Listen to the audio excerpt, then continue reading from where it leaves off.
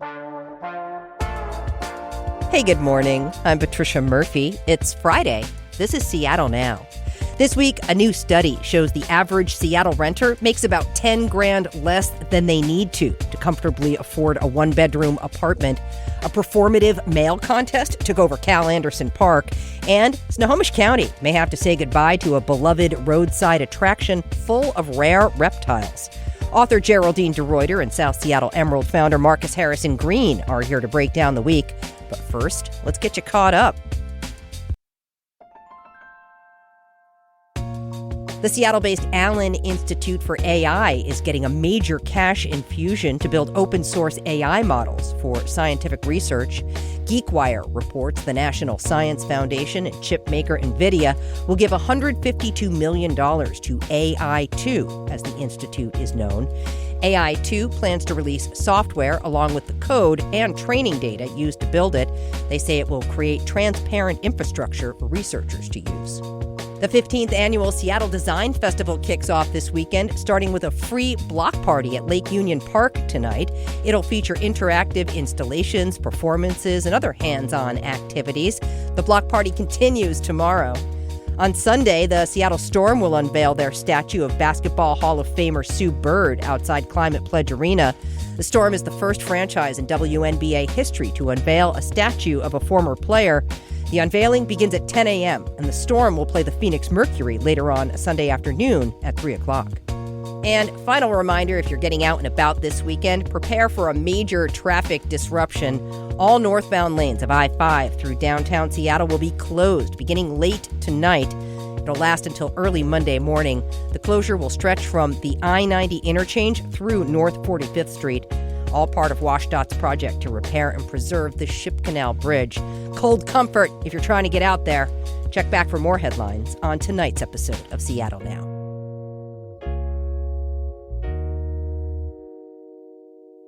It's Friday again. It's going to be a rainy start to the weekend. Geraldine DeRuiter's here. She's the everywhereist, an author and blogger. Geraldine, nice to see you. Thank you for having me back. Always, always. Marcus Harrison Green is here. He's the founder of the South Seattle Emerald and a publisher at Hinton Publishing. Marcus, how are you doing? I am doing, Trish. It's so Another great day. to be with you all. All right, you two, before we dive in, we got a winner in Vancouver, Washington this week. A Powerball ticket holder won $1 million in Monday night's lottery. They bought the ticket at a 7-Eleven. I bet they're thanking the heavens. When's the last time you bought a lottery ticket? So I do actually play the smaller lottery, like the Match 4. Okay. That's like $10,000, but if you win, it's, they take the taxes out, so it's $7,500. I've won that twice in the last year. So. Wait, what? Yes, Wait a minute. All right, yes. first of all, explain the game. Okay, so Match 4 is you have to pick 4 numbers in a row between the numbers 1 and 24. If you match all 4 accordingly, you win $10,000. Okay. You've won twice in the last year? I won twice in the last year, yes. And how much? So a total of $15,000. Shut the hell up, Mark. Yeah. Oh my God. That meant that I could afford rent. Yes, that's what it wasn't a lot of, $15,000 does not go as far as you would think that it would go. I think the flex is that you have won the lottery twice. In 1 year. But it's the small about the jackpot. It isn't like as it's No. We don't need that detail. Okay. When I tell people I have a James Beard Award, I do it when I'm preparing a meal for them. And then they're like, "Wow, what restaurant did you work at?" And I'm like, "Oops." Cuz it was for writing, but that part doesn't matter. Very true. That's Very true. wild. That Yes. is wild. All right. Well, that is not the answer I expected. What about you, Geraldine? I am floored right now because I was not expecting to be in the room with a 2-time lotto winner. You too, Geraldine, can win. Man. Pick 4. Well, Only you pick know 4? what? The odds Match are 4. Match 4. The odds are about to get worse for you, Marcus, because now everybody's Geraldine's in going now. to play Match 4. So I do play when I don't think it becomes statistically feasible after it hits 300 million. Right. But when the jackpot hits 300 million, that's my line of demarcation. Okay. Where I'm like, okay, I'm going to buy a ticket. Here's the problem. The second I do, I'm like, well, this is going to happen for me. Because I am so good at picking random numbers. Ask me to pick one right now. Pick any random number. 27. Look at that. Don't pick 27, y'all, because that is statistically a number that when people are asked to pick random numbers, 27? They always pick 27. If you're not aware of how the Powerball works, this person who won the $1 million, if you don't remember why we're even talking about this at this point, this person matched the 5 white balls, but not the red Powerball. If they had matched all 6, they'd be eligible for what is now a $526 million prize. This is the only time I can imagine being mad about winning $1 million. Sure. If you won the lottery, I think you already know the answer to this question, and I know your answer. Would you buy more lottery tickets with some of the money? I feel like you owe it to the Lotto Commission to pay back to the system. Right. All right, well, the lump sum payout on $1 million is about $500,000. Oh, my God. So you can't even afford a house in Seattle. It really doesn't go where it used to, huh? $1 million doesn't ring the same way. It really doesn't. Maybe a condo in Queen Anne, maybe. No, I don't think so. I think you're closer to up in the North End by me. Yeah, you're probably right. Maybe Shoreline. Yeah. Condo. Okay. All right, moving on to the big story of the week. It feels like every week we get another metric that reminds us just how unaffordable this city is. We can't all play the lottery and win it twice to pay the rent. This week we learned that in King County, a renter needs to make almost $92,000 a year to afford a modest one-bedroom apartment. That's according to the National Low-Income Housing Coalition. The average Seattle renter's income is $81,600. So right there, we've got a $10,000 gap. Do you remember the first monthly rent you paid when you first moved here to Seattle? Marcus, what was your rent? Well, so I actually grew up here, so I always had my parents for the most part. Yeah. But when I moved back from California, I went to college down in California. Gosh, I think my first rent, I was like renting a room for $750, which I don't know what that gets you right now. Yeah, I can't imagine. I think my rent was $870 when I first moved here. Yeah. So my mom had, let's talk about housing prices really quickly. So my mom had a 5-bedroom Craftsman in Ballard that she bought in, I think, 1982 for $30,000. Oh, man. Maybe $35,000. That's so painful. My rent in 1999 in the U District was $525. Wow. Now, I want to be clear. Like, that apartment should be condemned if it hasn't been already. Yeah. There was no egress in the event of a fire. I was going to die in that apartment. Yeah. But $525, you take your life into your hands for that My price. 2-bedroom above Zeke's Pizza for $870 was my first place here. Stop! Wow. Mine was above the Eurocery in the U District. To this day, Zeke's Pizza gives me like queasy. Yeah, no, I can't handle roasted grilled meats because I smelled like them for 2 years. I lived above a Dunkin' Donuts in Boston. That's a whole other level. I love this trauma bond. Nearly half of renters are cost burdened, according to the Puget Sound Regional Council. That means they spend more than 30% of their incomes on rent. Could you move here today? I could not move to this city today. Oh, God. Not without winning the lottery, obviously.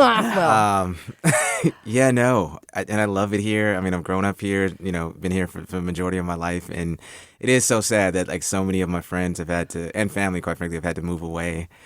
Because they can't afford this place. So, and it's really interesting. I think I read a Gene Balk column this week in the Seattle Times that says the amount of people who own homes hasn't changed since like the 60s in the city. That says so much about where we are. My teenager does not imagine being able to live here in this state. And it's not getting any easier. We talked earlier this week on our show about how new federal policies will factor into higher electricity bills. Of course, it's easier if you're paired up. The median household income for 2 people was $110,744 in 2023. So if you're solo, you're definitely in a tougher position. Is communal living the answer? I know several people who have lived with housemates for a time in their life. That's a choice, though, not everybody can make. I do think that's, gosh, it sounds weird to say that's part of the solution. I mean, one of the solutions is if you build more housing, housing prices become more affordable.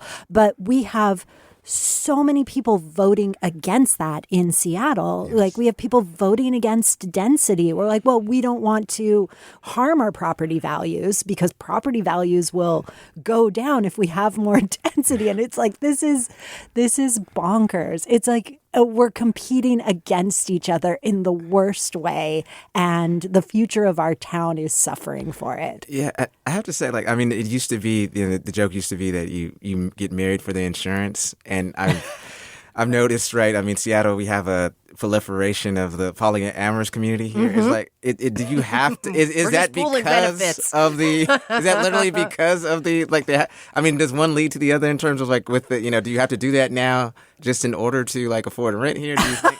I mean, that's the theory that I'm positing. I'm just, And I live up in the North End where they are building tons and tons of housing. But when I look at the prices of those apartments, even in the affordable realm, that does not feel very affordable to me, to be honest, Can I ask what the pricing? Yeah, you're looking at a one bedroom, a larger one bedroom for like $1,800. Yeah. You could get a studio, right, for like $14. Yeah. That just feels, those are newer buildings, but they're supposed to be affordable. And how does that look for people in retirement?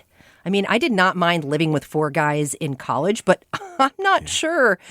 Like, if I was solo, I would be down to live with other people at my age. Oh, no. I want a Golden Girls-like scenario. Yeah, baby. Yeah, no. So that actually sounds great. Who's Rose and Blanche in this scenario? I'm Blanche. I'd like to... Sorry. I'd like to think that I'm a bit of a Sophia Dorothy hybrid because I'm both sardonic and exasperated with myself. It's this weird thing.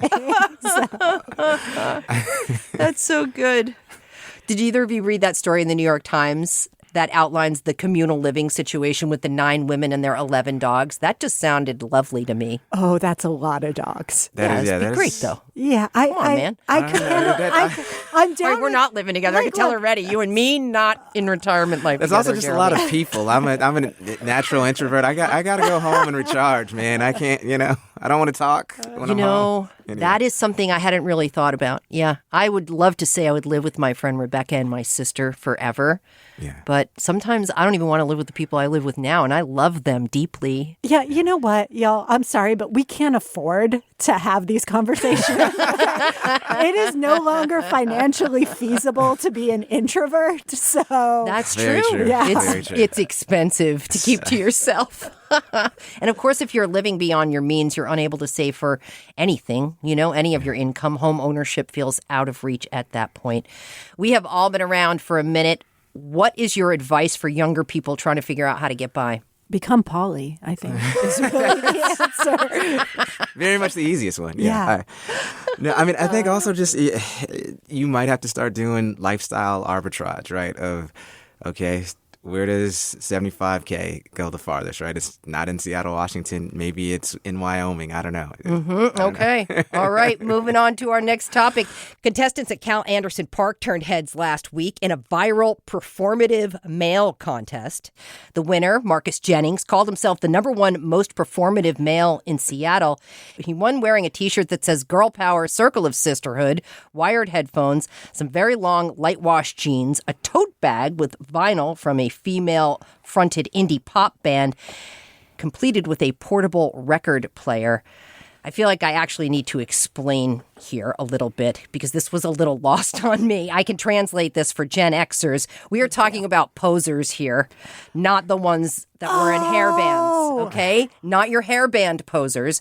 These people are posing, as event organizer Lana Rain described, as a man who wears feminism and softness and certain music as a guy to allure women without actually knowing anything about what they're putting on or talking about. Okay, so They're sensitive posers. They're Evan Dando. They're Evan Dando. Oh my God, thank you. I was deeply confused. I was like, I am too old to understand this. Evan Dando. Oh my God. Yes. Thank you, because I was reading. So here's what I saw. I saw a bunch of guys walking around wearing tote bags, drinking matcha, wearing giant rimmed glasses, and my first thought as a progressive white woman in her mid-40s was, my culture is not your costume. That's a great line. I was so bothered by this. Oh, man. Oh, but that is very helpful. Okay. Wow. How do I feel about this with that new information? I think what's interesting is every generation has fun making fun of posers. Sure. Right? Every generation enjoys doing it. What I think is interesting is that what you have to do to be a poser now is that you have to be enlightened.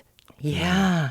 And that is really interesting. So like, to avoid that, to avoid being a poser, do you have to walk around with like a Joe Rogan Experience t-shirt? Genuinely Joe Rogan. Right? Yes. And with an energy drink and like wrap around sunglasses backwards on your head. But then you engage that person in conversation and he talks about, like gerrymandering in this country is truly destroying it. Like we really need to have voter protection. And like, is that where we need to be? Marcus, I feel like as the most authentic male in the room, you need to weigh in. Wow. I gotta say, like, how much of this is like this posing, right? I mean, how much is it just a glimpse of like the future in terms of like with AI, where people don't actually know how they got to a result or to a point? We are all posers in the sense that like, folks are out here and they're like, oh yeah, I know the answer to this, or I know this, but they don't know what led them to that. They don't have the goods inside. They just got the window dressing. Oh, but it did make me wonder, and you kind of touched on this just now. Aren't we all performative on some level? Like if you're out in the world, you're out there as something. Yeah. Like if I was out there as me, like just real me, I'd be in pajamas, right, mismatched socks.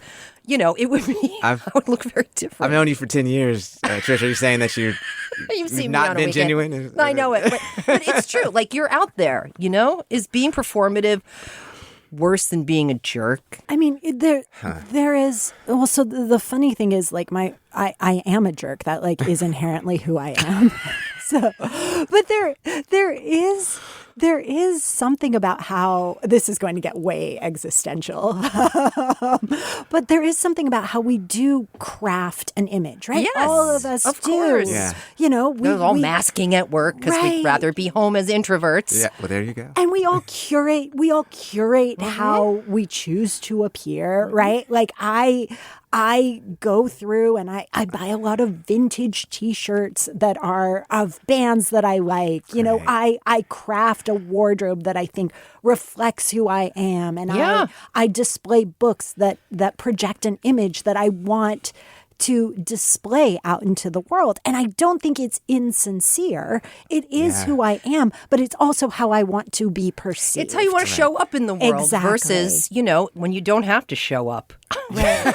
When you don't have to show up, you get mismatched socks. There you go. Right. There you go. And so I also think there's something else here, which is there is a degree of performative cynicism going on, which is you can't simply like something or be something without someone saying, critiquing it or saying it's cringe. And I think that the one thing I would caution a younger generation about is, it is okay to explore things.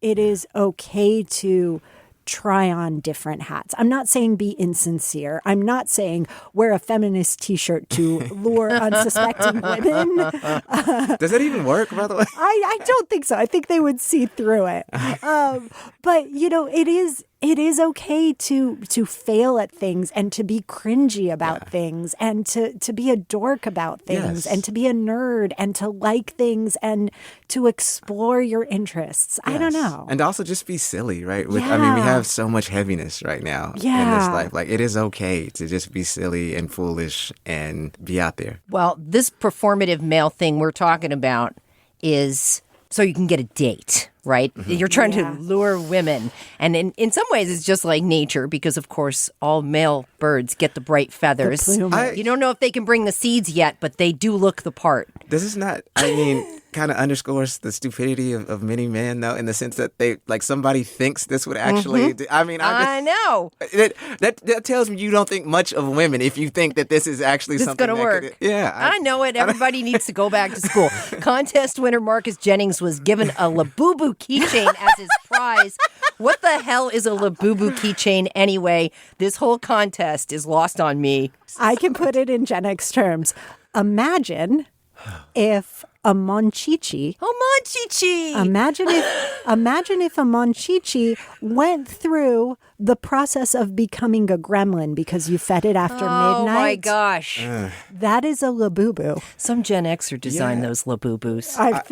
Look at that. In elder millennial interpretation, it's like some way a mutated looking Teletubby. Okay. All right. Much more clear now. There's also a social element to this whole thing. Lana told Fox 13 the contest was supposed to be good-natured and a way to fight the Seattle freeze. The Washington Post compared it to the 2024 trend of celebrity look-alike contests. All right. One last thing before we go. A big loss for Snohomish County. Monroe's beloved roadside attraction, the Reptile Zoo, will shut down in October if no one steps in. Have you ever seen this place? People seem to love it. They do birthday parties. It's very interactive. You can touch the reptiles. I have not. I did wear my snake necklace. Hey. You should always pick your outfit for radio. Of course. Well, it is one of the last of its kind. A 2007 state law banned possession of dangerous animals like alligators and venomous snakes, but they had a legacy clause. It's so well known in the area that the original owner was nicknamed the Reptile Man, you guys. His son owns the business now. I watched a video of this exhausted son who's taken over this business. He says he's working 70 hours a week. The King 5 video was of him backing up an alligator to give him more food, going, it's okay, I'm going to give you more. I'll give you more. I'll give you more. Backing him up into a tank. Yeah, a guy looks tired. He's really sad that he has to let these things go, possibly. Yeah. Well, if he works 10 more hours a week, he can afford to rent in Seattle. That's what he said, though, is there's no real, great return on reptile zoos these days, And is it ethical, honestly, to keep the reptiles, too? You have to think hard about that, right? Because they have an albino alligator there. They have turtles and stuff, but those guys don't belong in tanks. And that's not a great idea. I mean, love is one thing, but it's actually not enough for a wild animal. And we can love from afar. We can. What kind of person buys a reptile zoo? Kind of specialized. I mean, definitely a different type of bloke. I mean, I'm trying to figure out if this works into the impression that I want to put out into the world. Don't be a poser. We're leaving it there. Geraldine DeRuiter is the everywhereist and author and blogger, triple threat. Marcus Harrison Green is the founder of the South Seattle Emerald and publisher, Hinton Publishing. Marcus, Geraldine, good to see you. Thanks for having me. Always a pleasure. Thanks for listening to Seattle Now. Today's episode was produced by Vaughn Jones. It was edited by Caroline Chamberlain Gomez. Our production team also includes Andy Hurst, Brooklyn Jamerson Flowers, Paige Browning, and Shane Mailing. Greg Kramer does our theme music. Seattle Now and KUOW Public Radio are members of the NPR network. I'm Patricia Murphy. See you soon.